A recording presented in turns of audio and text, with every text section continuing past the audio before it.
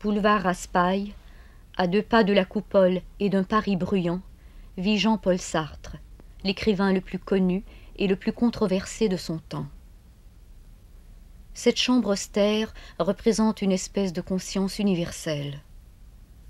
Combattants du tiers-monde, cubains, vietnamiens, étudiants sollicitent dans leur lutte l'appui de Sartre. Personnage public, Sartre pourtant ne s'entoure que de quelques personnes. La maison blanche avec vous savez, les petites fenêtres allongées, en rectangle. Par ici, mais on ne peut pas bien voir, habite ma mère. Là-bas, habite le Castor. Vous voyez, c'est la maison blanche, là. Vous voyez? Ici, habite Arlette, là. 100 mètres aussi. Sartre, on vous identifie toujours à Saint-Germain-des-Prés. Je vois que tous ceux que vous aimez sont à Montparnasse. Oui, d'abord, j'ai habité longtemps Saint-Germain-des-Prés, mais vous savez, j'en ai été chassé par une petite explosion. Alors, je suis venu m'installer ici. Depuis, tout le monde s'est groupé là. Et ça, c'est le cimetière Montparnasse. Ça, c'est le cimetière Montparnasse, oui. Ça n'est pas lugubre? Pas du tout. Vous voyez, moi, je vois ça plutôt comme un tableau de Jean Gris, ou bien alors d'une petite ville. J'ai toujours visité les cimetières, d'ailleurs, à l'étranger. On est au 10e étage. 10e, oui. Avez... Alors, ils m'ont construit ça. Avant, oui. J'avais une vue beaucoup plus belle, il y a 2 ans. Vous aimez les hauteurs? J'aime bien, oui. J'aime bien habiter haut.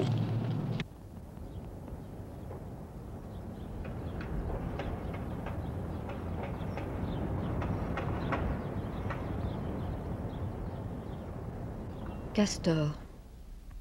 Dès qu'on dit Sartre, on dit aussi Simone de Beauvoir, le castor pour ses amis. Depuis 36 ans, les deux écrivains se voient tous les jours.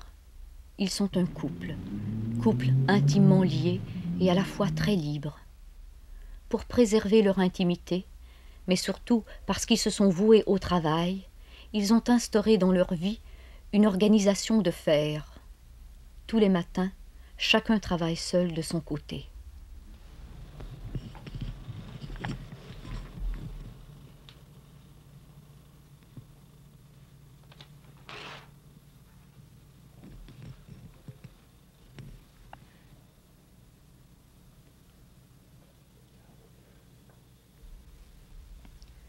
Depuis près de 10 ans, Sartre prépare un essai sur Flaubert, où il tente de faire une synthèse, et c'est là son engagement d'intellectuel, de toutes les méthodes que nous avons pour connaître un homme, que ce soit les évidences qu'il donne sur lui-même, le marxisme, la sociologie et la psychanalyse.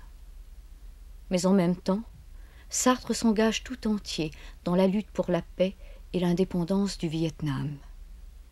Il a accepté de présider le tribunal Russell, qui doit juger les crimes de guerre au Vietnam.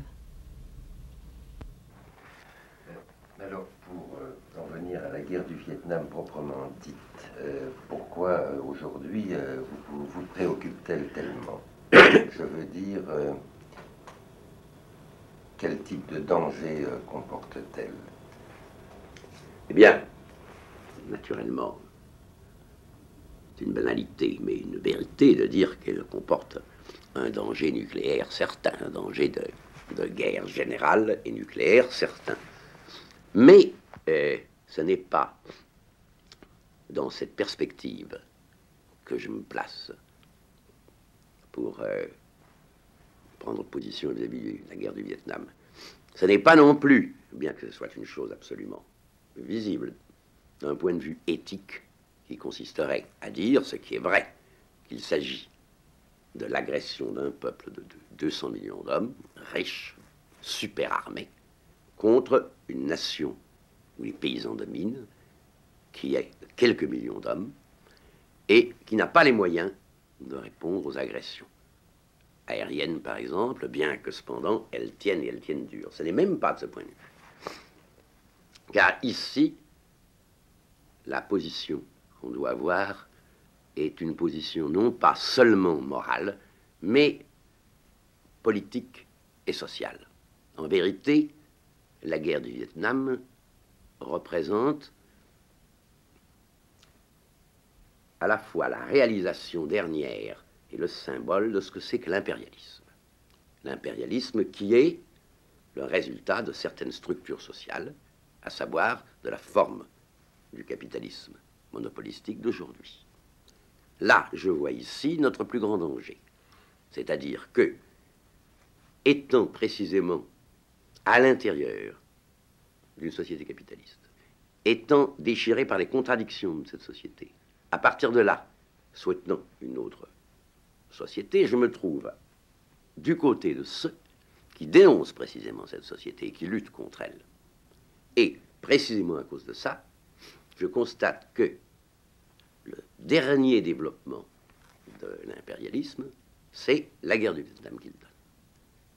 Parce que les seules raisons que l'on peut donner pour la présence agressive des Américains au Vietnam, ce sont des raisons qui concernent l'impérialisme. Des raisons non pas tellement économiques dans ce cas-là que politiques et stratégiques.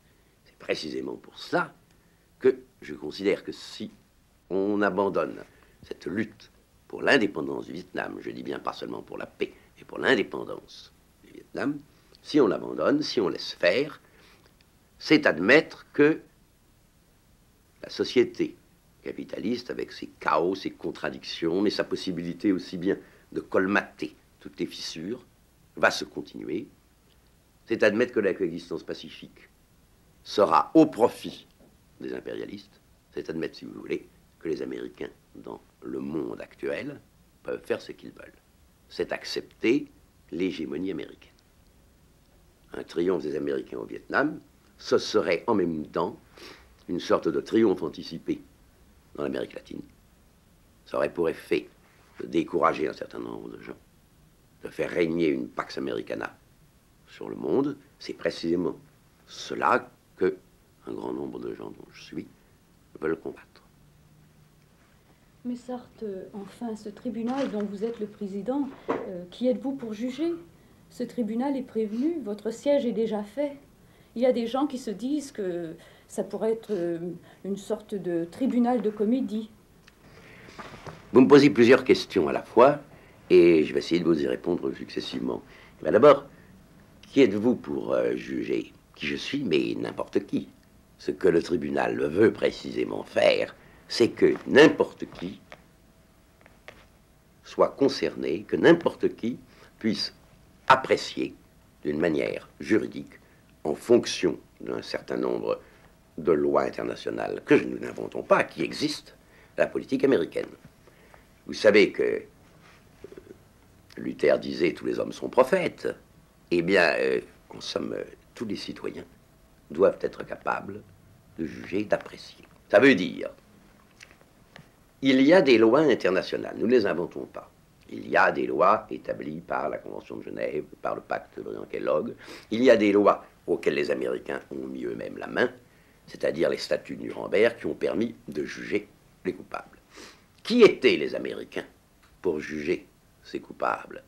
Ils étaient uniquement les vainqueurs. Car il est bien évident que si les Allemands avaient été vainqueurs, il y aurait peut-être eu des tribunaux. Mais c'est Churchill ou Eisenhower qui auraient passé devant. Donc, la force ne donne pas la légalité. Et ce qui a précisément taché le procès de Nuremberg aux yeux de beaucoup de gens d'irrégularité, c'est qu'au fond, il était fondé sur la force, sur une victoire. Ce qu'il y a au contraire dans notre cas, c'est que nous n'avons aucune force. Nous n'avons aucun pouvoir. Je vous le répète, c'est ça le caractère des intellectuels. Et nous ne pouvons pas donner de sanctions, nous ne pouvons pas décider que nous allons châtier tel individu ou tel groupe d'individus, parce que ce serait absurde, nous n'avons pas les moyens. Mais ce que nous avons le droit de faire, c'est de dire, vous, impérialistes, qui avez fait des lois générales et internationales pour, contre certains aspects que peut prendre une guerre, tombez-vous ou non sur les lois que vous avez fait vous-même, sous le coup de ces mêmes lois. C'est-à-dire qu'au fond, nous n'inventons aucune loi, nous nous bornons, en tant que citoyens, à voir si ces lois permettent ou non de condamner une entreprise et les responsables de cette entreprise. Voilà exactement en quoi le fait d'être n'importe qui permet de faire un jugement plus légal, à la condition justement qu'il ne soit pas exécutoire, que un jugement qui serait fait par un tribunal institué par la force, car dans le domaine international, il n'est possible de faire une jurisprudence que basée sur la force. Autrement dit, le tribunal de La Haye ne fait rien du tout, parce que le tribunal de La Haye n'a pas de force. L'UNO ne peut rien juger du tout, parce que l'UNO n'a qu'un embryon de force. C'est déjà trop, parce qu'il y a des intérêts en jeu, pour permettre une vraie légalité, mais ça n'est pas assez pour permettre un vrai jugement. Et vous me direz, mais au fond, vous vous mêlez de ce qui ne vous regarde pas, puisque effectivement, il s'agit d'une guerre entre les Américains et les Vietnamiens. À cela, je vous répondrai d'une part que cela regarde tous les hommes, étant donné que justement le danger d'une guerre atomique ou le danger de l'établissement d'une Pax Americana nous menace tous. Et deuxièmement, je vous dirais que l'intellectuel est ainsi fait qu'il se mêle toujours de ce qui ne le regarde pas. Parce que va-t-on reprocher à un intellectuel? Précisément ce que mes amis me reprochent. Mais faites donc votre travail sur Flaubert. Laissez donc les Américains tranquilles, ça ne vous regarde pas. Flaubert vous regarde. Et ça n'est pas vrai. Ce qui me regarde profondément, c'est justement ce qui ne me regarde pas. C'est-à-dire, c'est le fait que dans mon travail même, sur Flaubert ou sur autre chose, j'entre en contradiction avec moi-même. Et j'entre en contradiction avec la société extérieure. Et je ne puis terminer ce travail que si, en même temps, je fais partie, par exemple, de ce tribunal. Parce que la guerre du Vietnam conteste mon travail, et d'une certaine mesure, mais sans efficacité, mon travail conteste cette guerre.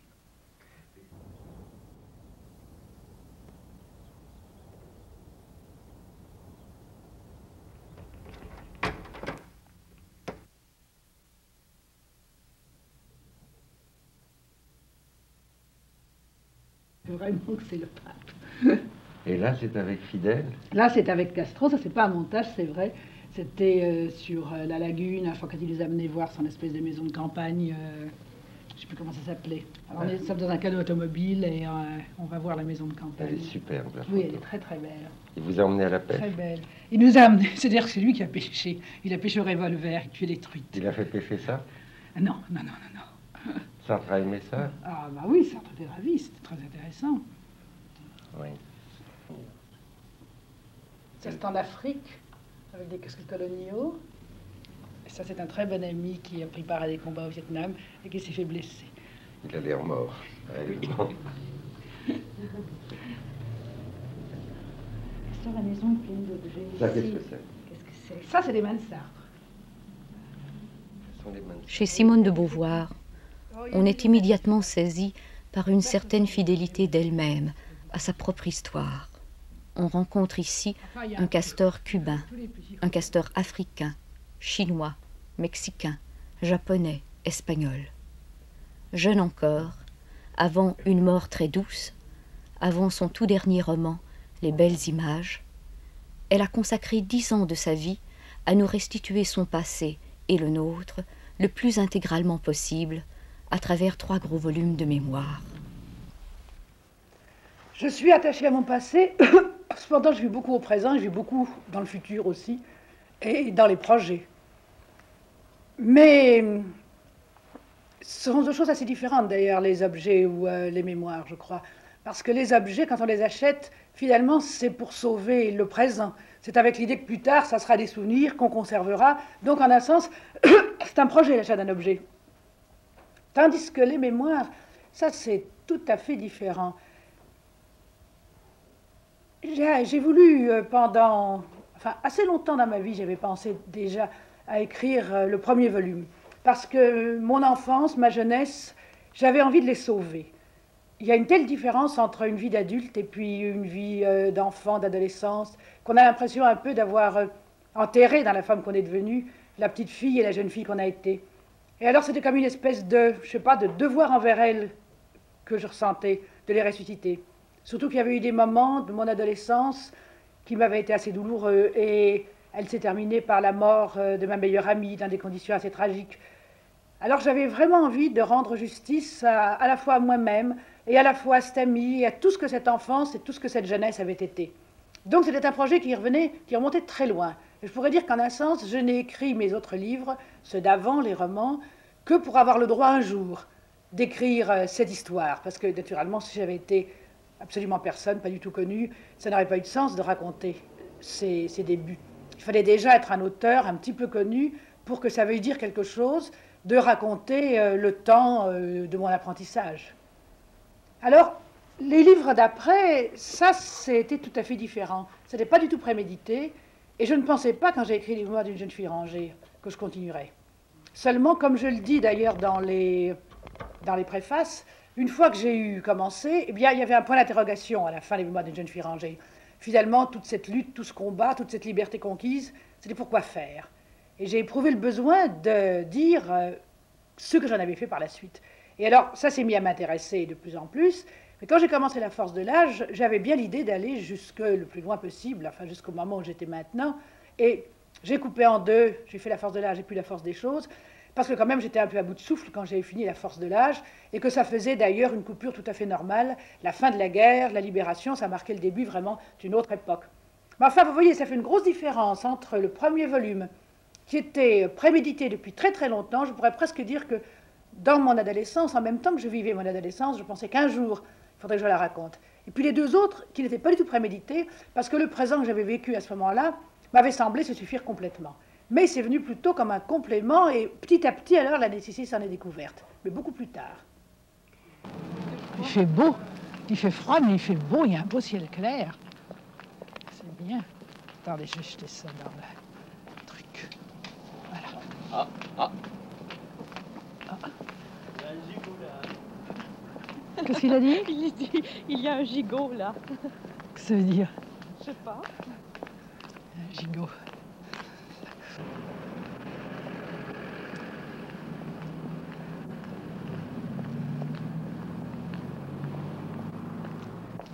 Voilà, je vais acheter d'abord mes journaux. Venez. Vous voyez, Madeleine, c'était là qu'était la porte de l'immeuble où je suis née.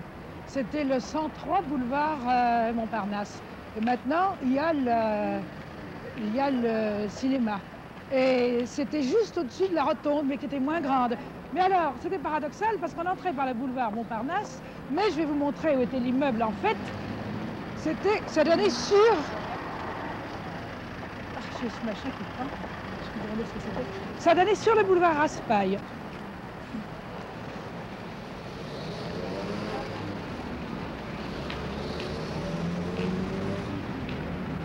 Alors vous voyez, c'est là exactement, là où il y a le balcon au second étage, c'est là la chambre où je suis née. Poupette aussi. Et Poupette aussi, oui, c'est là. Et c'était le balcon où je m'asseyais, je raconte dans les mémoires d'une jeune fille rangée, pour regarder les gens passer sur le boulevard.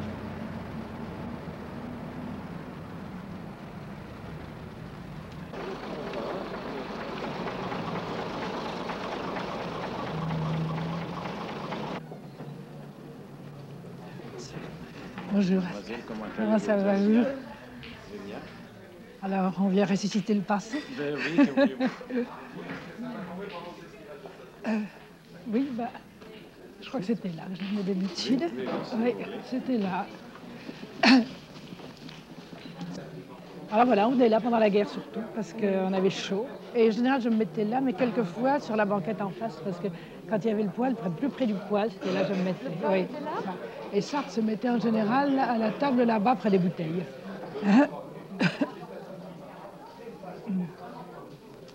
Et alors, quelquefois, quand il y avait trop de monde en bas, alors on montait en haut. Pendant les alertes aussi. Pendant les alertes aussi, parce qu'on fermait tout, et puis Boubel nous faisait monter, nous, là-haut.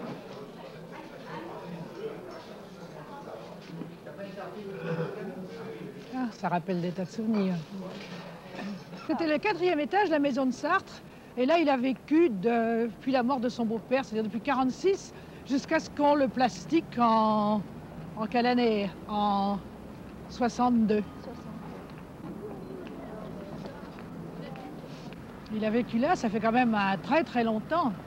C'est les volets qui sont... Et c'était les fenêtres, c'est ça, c'était les fenêtres blanches. Ça, c'était le salon, et là, c'était la pièce où on travaillait. Et l'appartement a sauté de fond en comble, alors ça... Regardez, ah oui, c'est C'est celui-là, c'est ça, c'est celui-là sous le balcon, à la porte de l'appartement. C'est pour ça que ça a éclaté, ça a tout foutu en l'air.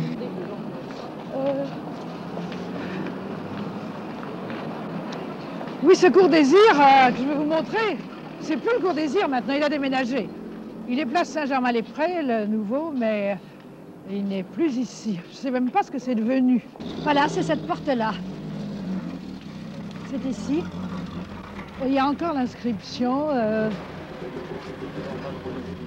Institut normal, fondé par mademoiselle A. Désir. Enfin, ça l'était. Cours complémentaire d'éducation. Fondé par mademoiselle A. Désir, oui. Mise en... Alors, c'était toutes ces vieilles pièces comme ça. C'était C'était toute la façade. Toute la façade était comme ça. Conférence, académie, économie domestique. Oui, 1853, hein. Alors, vous voyez, ça, c'est la maison, en somme, où se passent les mots. C'est pas la maison où Sartre est né, mais c'est la maison où il s'est installé à 5 ans avec ses parents. Et il y est resté jusqu'à ce que... il y est resté jusqu'au mariage de sa mère, qui alors est partie pour La Rochelle. Et c'est cet appartement-là, c'est celui qui a le plus compté dans son enfance. Alors, vous voyez, c'est là-haut, c'est le balcon là-haut, pas à gauche, pas à droite, c'est la façade du milieu. Et c'est le balcon là-haut où il y a les très jolies ardoises comme ça qui descendent là-dessus. C'était là. On entrait par cette grande porte cochère. Tous ces rêves d'écriture, c'est là. C'est ça.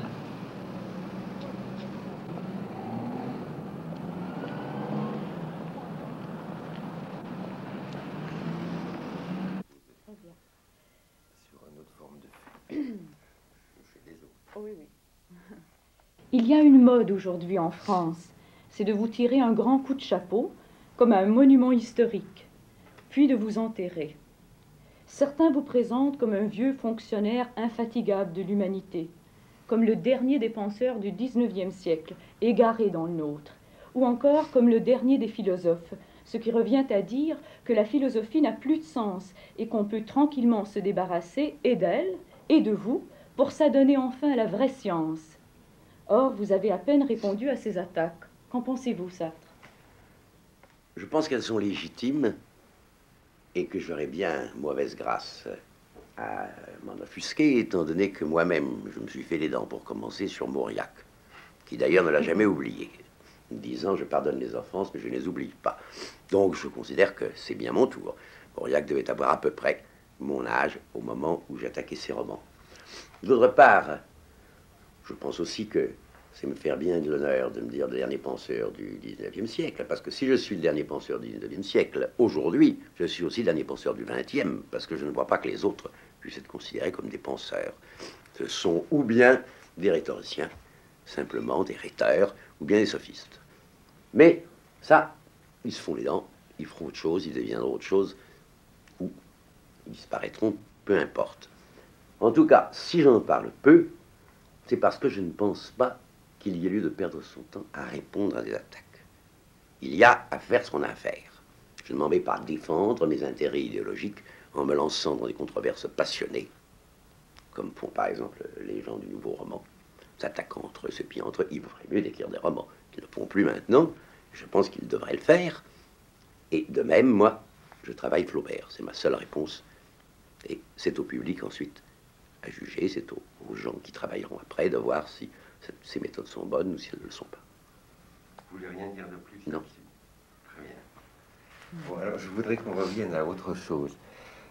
Tout à l'heure, quand Madeleine vous a demandé qui êtes-vous pour juger, vous avez répondu, mais comme ça, sans réflexion, n'importe qui. Bon, or ça, je trouve que le thème du n'importe qui, chez vous, j'aimerais que vous en parliez. Par exemple, à la fin de votre livre Les mots, vous posez une question à vous-même, et la question est celle-ci, que reste-t-il? Et vous répondez, c'est votre réponse, tout un homme fait de tous les autres, et qui les vaut tous, et que vaut n'importe qui. Aussitôt après la parution des mots, on vous a décerné le prix Nobel de littérature. Vous l'avez refusé, et ceci a fait dire à quelqu'un qui vous aimait bien, et je trouve ça extrêmement drôle et j'aimerais que vous parliez là-dessus. Décidément, Sartre est plus n'importe qui que n'importe qui. Eh bien, vous comprenez, quand je dis tout un homme fait de tous les hommes, ça vaut pour moi comme pour tous, et ça signifie par conséquent une telle communauté en profondeur entre les gens que vraiment ce qui les sépare, c'est du différentiel. Autrement dit, je trouve que il vaut mieux essayer de réaliser en soi, dans son aspect radical, la condition humaine, autant qu'on le peut, que de s'accrocher à une mince différence spécifique, que nous appellerons par exemple le talent, qui est un crime contre soi-même et contre les autres, parce que c'est s'attacher uniquement à ce qui sépare. En vérité, quand je dis que je suis n'importe qui, je veux dire les différences qui font l'objet de vanité, de recherche et d'ambition sont si minces qu'il faut vraiment être très modeste pour les rechercher. Et en même temps, on se mutile. Ce que je trouve, au contraire, que je ne puis réaliser moi-même, parce que je suis, c'est ma contradiction, bourgeois, c'est certains rapports extrêmes avec la mort, le besoin, l'amour, la famille, dans un même moment de danger, qui fait que, à ce moment-là, on touche à la vraie réalité humaine, c'est-à-dire à l'ensemble des rapports vécus à tous les termes limites de notre condition. Ça, pour moi, c'est pour ça que j'ai du respect pour les gens qui vivent dans ce domaine, par exemple, si vous voulez, pour ce qu'étaient des paysans cubains avant la Révolution. Dans la misère, dans la souffrance, à mon avis, ils réalisaient infiniment mieux ce que c'est qu'un homme, que M. de Monterland, par exemple. Et c'est ça que je veux dire. Cependant, je pense que dans ces conditions, être n'importe qui n'est pas simplement une réalité, c'est aussi une tâche. C'est-à-dire refuser tous les traits distinctifs pour pouvoir parler au nom de tout le monde. Et on ne peut parler au nom de tout le monde que si on est tout le monde. Pas chercher, à la manière de tant de pauvres de mes confrères, le surhomme, mais au contraire, être le plus homme possible, c'est-à-dire le plus semblable aux autres. Et le prix Nobel de littérature aurait été une distinction. Le prix Nobel de littérature aurait été précisément une petite distinction, un petit pouvoir, une séparation. Moi, je n'ai de rapport qu'avec mon public. Mais est-ce que vous auriez accepté, Sartre, le prix Nobel de la paix? Non, pas plus que le prix Nobel de littérature. Ce que j'aurais accepté avec reconnaissance, c'est le prix Nobel au moment des 121. Parce qu'à ce moment-là, je ne l'aurais pas considéré comme me distinguant, mais comme une preuve de solidarité dans des pays étrangers touchant une action radicale contre la guerre. À ce moment-là, oui. Mais je ne l'aurais pas considéré comme étant à moi.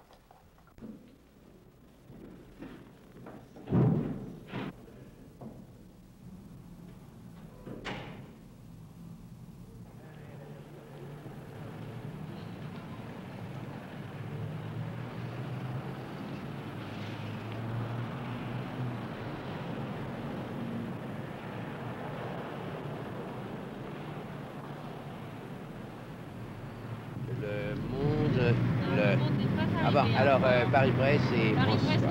Alors, François. Ah, bon. Merci. Alors, attendez, oui, je paye quand même. C'est combien, s'il vous plaît?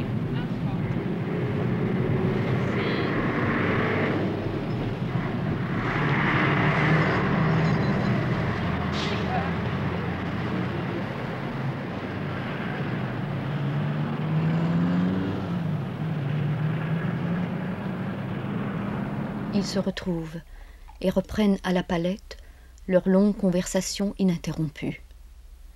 S'ils ne déjeunent pas toujours ensemble, ils sont fidèles au rendez-vous de 4 heures de l'après-midi, où ils travaillent côte à côte.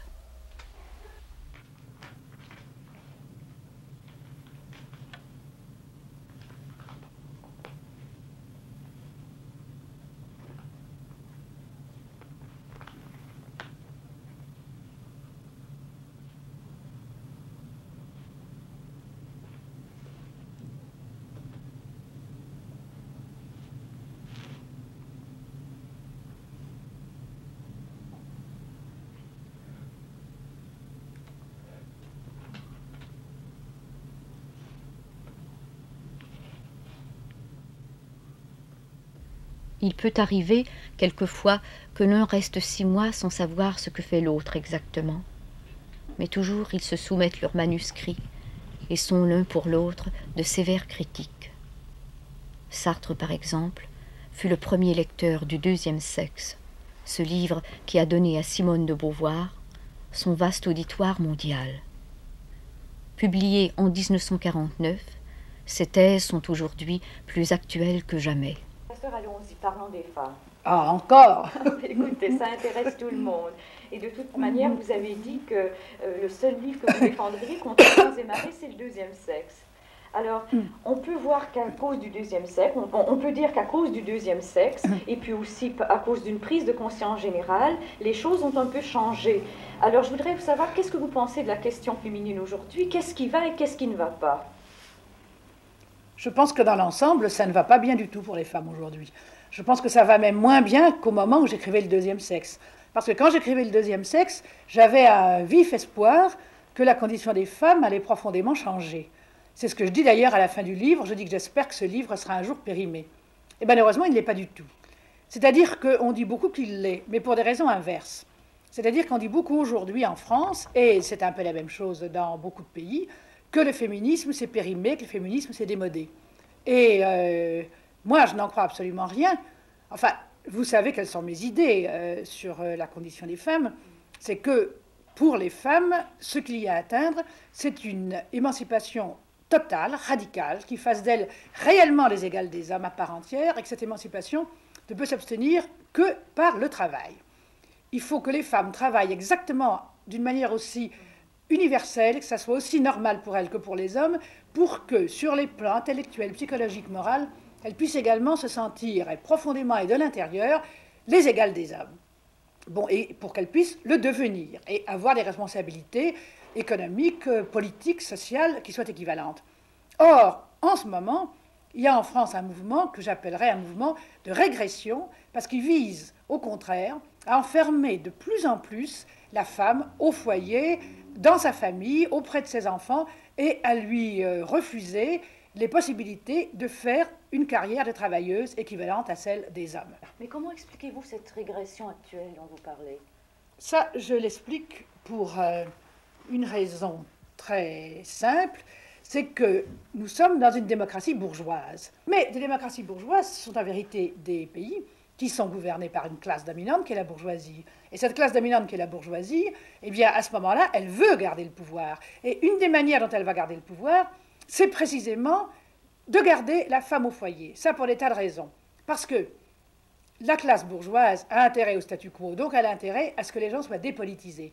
Empêcher les femmes de travailler, les empêcher de se mêler à la vie publique, c'est avoir tout un public votant et à la fois dépolitisé, qui par conséquent va être là à voter pour le pouvoir personnel, pour De Gaulle, pour l'apolitisme.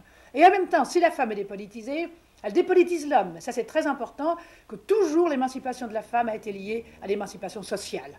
Quand en Amérique, il y a eu un grand mouvement contre la ségrégation au XIXe siècle, du même coup, il y a eu un grand mouvement féministe. Les deux se soutenaient. Eh bien, si la femme est dépolitisée, elle dépolitise l'homme. C'est très sensible en France, parce qu'elle le garde lui aussi à la maison, on regarde ensemble la télévision, et de cette manière-là, en empêchant la femme de se politiser, on empêche aussi l'homme d'être politisé. Et on empêche la femme d'être politisée si on l'empêche de travailler. Parce que la vraie politique, ce n'est pas le bulletin de vote qui sert au contraire à maintenir la dépolitisation. Parce qu'on votera pour, mettons, le pouvoir personnel. C'est la participation à des syndicats, à des groupes de pression. C'est par le travail seulement, par la vie économique, qu'un individu peut s'intégrer à la vie sociale. Alors, on maintient la femme loin de la vie économique, à la maison, donc on la maintient loin de la vie politique. Si vous voulez, je crois que c'est une des raisons très fortes pour lesquelles il y a tout ce mouvement contre l'émancipation féminine. Et ajoutons aussi qu'une société bourgeoise, naturellement, veut maintenir en même temps que ses infrastructures, ses superstructures, c'est-à-dire sa morale et son éthique, et que parmi les valeurs de la bourgeoisie française, il y a essentiellement toutes les valeurs de la féminité, de la maternité, de la vie d'intérieur, de la vie de foyer, etc., etc. Alors notre bourgeoisie moderne et technocratique conserve sur ce plan-là toutes les valeurs de l'ancienne bourgeoisie. Il n'y a là-dessus pas de changement. On a pu espérer un changement parce on a eu besoin un peu que les femmes travaillent. Après la guerre de 14-18, c'est à ce moment-là qu'il y a eu vraiment une promotion de la femme.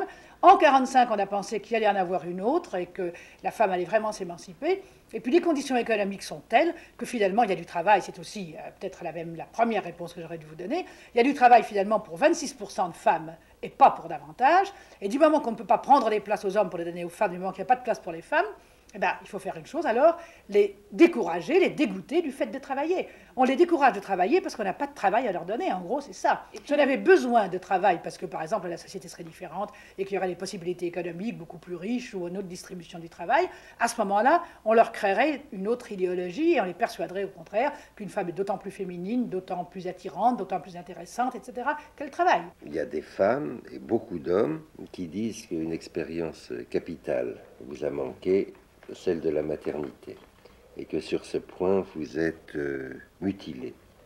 Et selon eux, cette mutilation disqualifierait tous vos propos et toutes vos thèses. Oui, je trouve ça complètement absurde. En effet, je connais cela, parce que si j'avais voulu écrire un livre sur la maternité vue de l'intérieur et senti de l'intérieur, bien entendu, on aurait pu me faire ce reproche. D'ailleurs, ça serait un propos absurde et je ne l'ai pas tenté. Mais quand j'écris Le deuxième sexe, je fais un travail de sociologue, d'anthropologue, et je parle du dehors, de conditions qui sont tout à fait différentes de la mienne. Je parle aussi bien des prostituées que des mères, que de la femme à travers les âges. Et par conséquent, ce reproche n'a absolument aucun sens. Que je sois mère, que je ne le sois pas, ce que j'ai à dire sur les femmes en général n'est pas du tout lié à mon expérience personnelle. À ce compte-là, alors la sociologie serait impossible, parce que si vous n'êtes pas vous-même un corbeau, vous ne pouvez pas écrire un livre sur les corbeaux. Toute la sociologie est au contraire basée sur une certaine distance entre la société que vous étudiez, la condition que vous étudiez, et puis vous-même. Pour le reste, alors, parler de mutilation, je trouve ça également complètement absurde, parce que ça serait supposer qu'il y a un être de la femme naturel donné en soi, alors qu'en réalité, il y a 50, 10 000 manières de vivre sa condition de femme, comme il y en a de vivre la condition d'homme, et qu'aucune n'est mutilante. Il n'y a de mutilation que si vous avez souhaité quelque chose et que vous ne l'avez pas, mais si vous ne le souhaitez pas et que vous ne l'avez pas, il n'y a pas de mutilation. Parce qu'un manque n'est jamais un manque en soi, il y a de manque que lorsqu'il y a un désir inassouvi. Du moment que je n'ai pas eu un désir d'enfant, de ne pas avoir d'enfant, n'est pas une mutilation. D'ailleurs, on voit bien là le préjugé contre la femme, parce qu'un homme qui n'a pas d'enfant ne dira jamais qu'il lui manque d'être père pour connaître la condition humaine et qu'il est mutilé. Vous vous moquez vous-même de votre optimisme, que vous avez qualifié d'incorrigible. Et vous possédez, cela passe à travers tous vos livres, un goût, une volonté, un désir de bonheur. Pourtant, aussi, on remarque une certaine vision, dans vos livres, une certaine vision tragique du monde. Par exemple, on vous parlait souvent de la mort, de la solitude, de la contingence, du délaissement. Je ne crois pas que ce soit du tout contradictoire.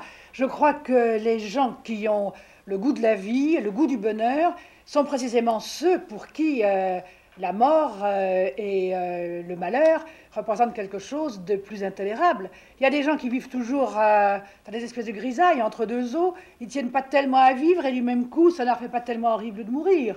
Il y en a même pour qui la vie est une espèce de longue peine à tirer, et puis qui...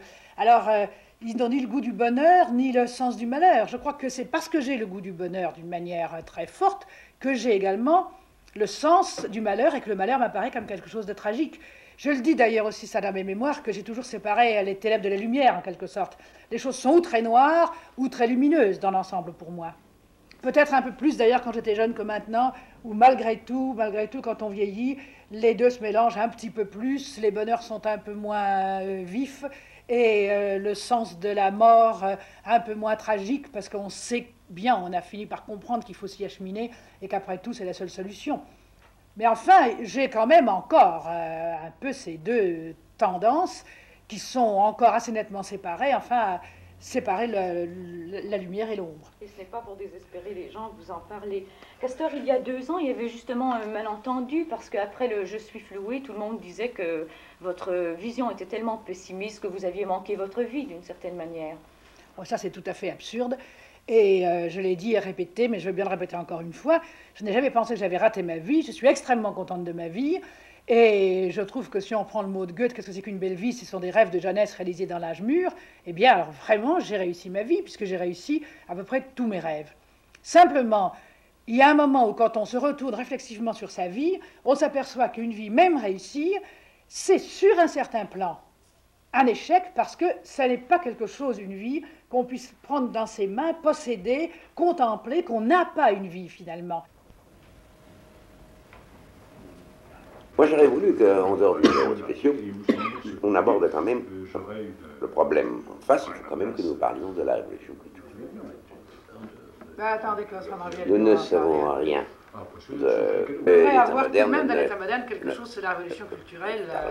Nous serons, avait Ouais, dit parce que Sartre, quand même, alors là, des chasseurs de sens. ceci dit, c'est fort différent, c'est fort difficile. Depuis 20 ans, Simone de Beauvoir et Jean-Paul Sartre sont entourés par un groupe d'amis fidèles, le comité de direction de leur revue Les Temps modernes.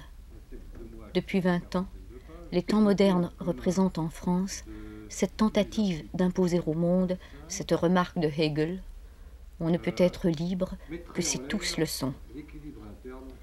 Il y a là Claude Lanzmann, journaliste et écrivain.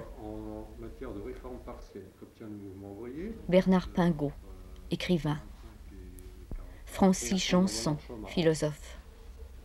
Jacques-Laurent Bost, écrivain et journaliste.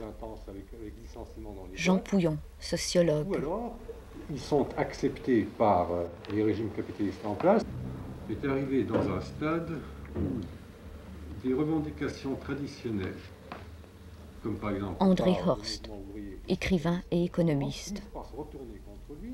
Dans ces réunions des temps modernes, 2 fois par mois, règne la plus parfaite démocratie.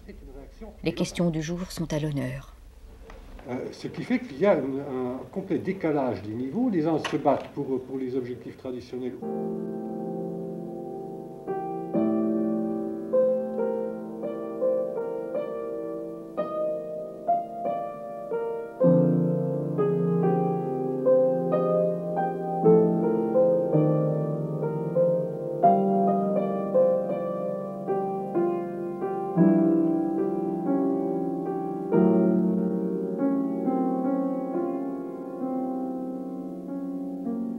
Rue de l'Ambre, Sartre retrouve Arlette Elkaïm, sa secrétaire, et depuis 2 ans, sa fille adoptive. Ah bon?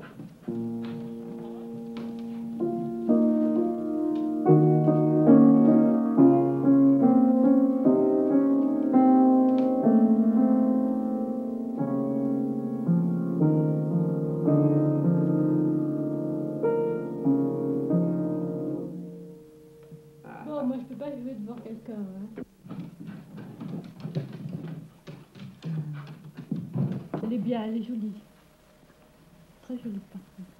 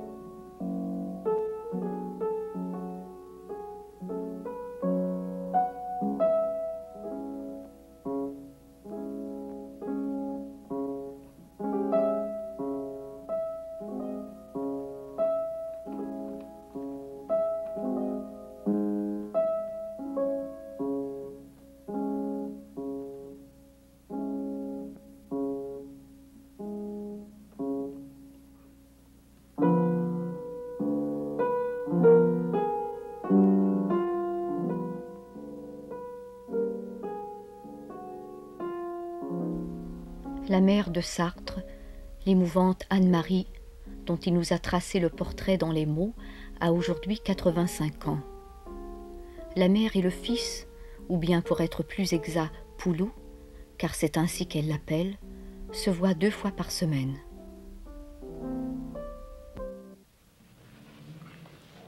Je croyais que Poulou n'était pas ça. Ah oui? Ça, c'est un... Et ça, c'est ça, c'est lui tout petit. extraordinaire. C'est lui lui dans les mots, là, comment il a parlé de lui. Ça, c'est papa. Il est joli là-dessus. Ah, ça c'est le grand-père. C'est le grand-père. C'est le Il est bien grand-père. là-dessus. Est-ce que vous trouvez que Sartre en a bien parlé dans les mots? Je trouve que, oui, il en a bien parlé, mais pas dit assez bien. Pourquoi? Non, parce que c'est un homme excellent, qui était excellent. Aussi, il en a dit du bien. Il en a dit du bien, mais il y a des gens qui ne le comprennent pas. Pour Qui, moi, par c'est exemple? un être merveilleux, mon père. Beau d'ailleurs. Ah, c'est son père. Son père. Mais pas quand je l'ai connu. Il est mort à quel âge? 29 ans. Il n'a pratiquement pas connu. Non, il n'a pas ça. connu. Pratiquement pas. Poulou avait 9 mois, mais après, oh non, il n'a pas connu. Il était officier de marine. Il était officier. Il était très intelligent. Oh, remarquable. Oui. Remarquable. Est-ce que vous Poulou, trouvez ça. que Sartre lui Ah ressemble? oui. Non, non, Non. non, pas. C'est-à-dire, oui, comme intelligence, il a pris toute l'intelligence de son père, mais il a. Une partie de la mer aussi. Non, mais il a de mon côté. Quoi? Ben, il est musicien. Oui. Il ne se connaissait pas, mon mari. Il est gai. Il a l'esprit. Il n'a pas l'esprit dirigé de la même façon. Son père était scientifique, plutôt. Ça fait une grosse différence. Et je crois que Poulou tient, il a quand même un peu d'esprit scientifique, mais qui le tient aussi bien de mon côté, pas moi, mais mes frères étaient des ingénieurs. Vous avez connu mon frère, non? Vous n'avez pas connu? Il avait 26 ans.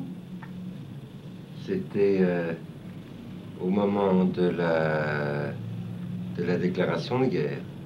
Oh non, C'était avant. d'avant. Quand il faisait son service militaire? Oui, oui. On peut lire ce qu'il dit derrière? Ce qu'il dit, Oui, mais bien sûr. c'est étonnant. Chers parents, je vous envoie ma gueule en 2e classe. Frémissant et calme, comme dit le Paris soir.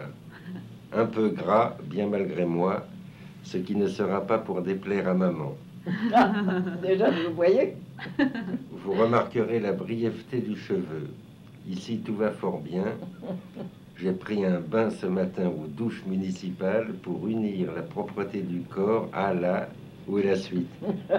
Il devait parler du moral. Il n'est pas gros, mon fils, maman dit.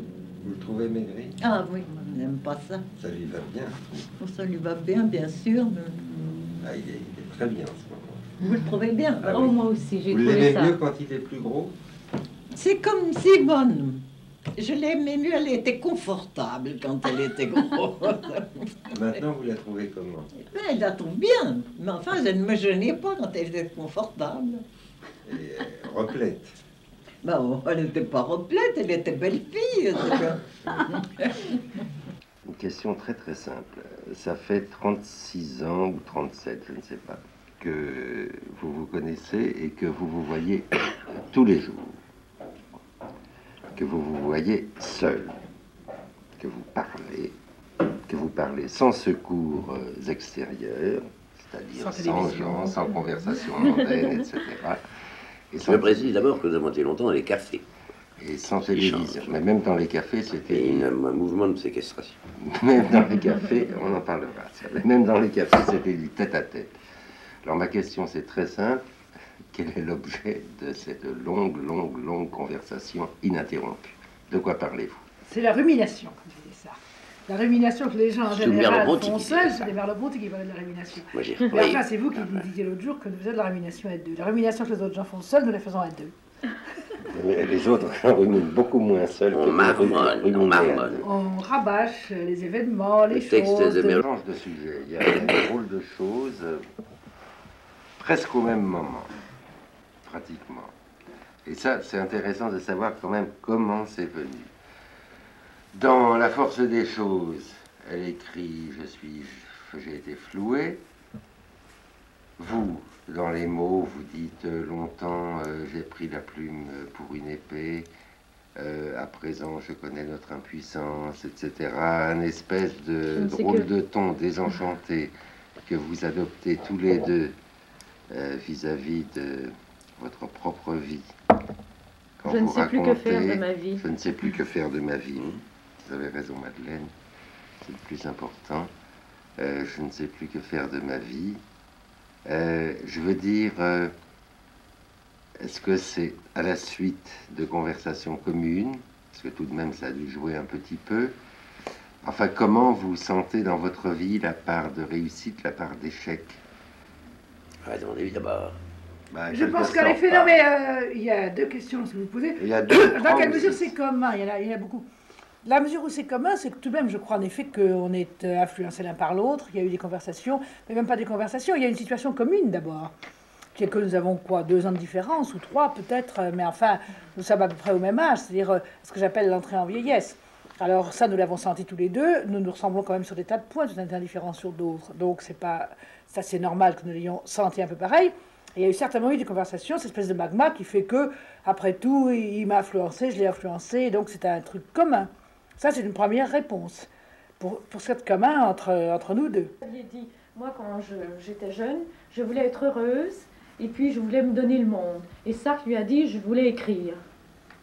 Est-ce que vous avez l'impression que vous avez réussi? Je voulais être heureuse et me donner le monde, je voulais écrire aussi.